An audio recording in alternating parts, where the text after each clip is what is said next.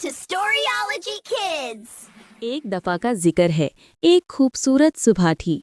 माँ बतख अपने घोंसले में बैठी अपने अंडों के निकलने का इंतजार कर रही थी। करैक करैक करैक 5 खूबसूरत पीले रंग की बतख के बच्चे निकले और एक बड़ा सुरमई अंडा अभी तक इंतजार कर रहा था। आखिरकार आखिरी अंडा फट गया और एक बड़ी भूरे रंग की बतख निकली। बतख के दूसरे बच्चों ने घूर कर सरगोशी की। वो बहुत अजीब और बदसूरत लग रहा है। वो जहां भी गया भूरे रंग की बतख को छेड़ा गया।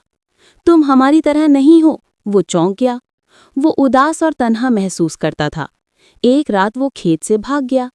वो सितारों के नीचे जंगल में से गुजरा, इस उम्मीद पर कि वो पता नहीं कहाँ से ताल्लुक रखता है। अचानक एक तूफान शुरू हो गया।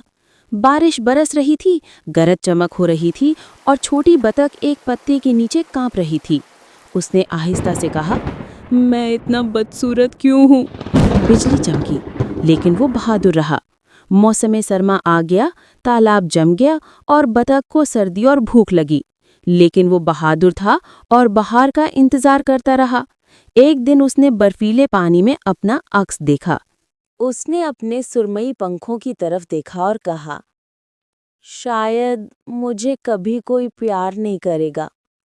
शायद मैं बहुत बहुत ज्यादा बदसूरत हूँ। फिर उसकी चोंच पर बर्फ का एक छोटा सा टुकड़ा गिरा और वो नरमी से मुस्कुराया। फिर भी मुझे बहार के आने का इंतजार है।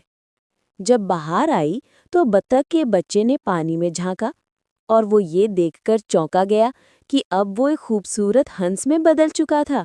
वो अब बदसूरत नहीं था और एक खूबसूरत सफेद हंस को पीछे मुड़कर देख रहा था। दूसरे हंस झील के ऊपर उड़े और पुकारा, हमारे साथ आओ। बत्तख ने अपने पर फैलाए और उनमें शामिल हो गया।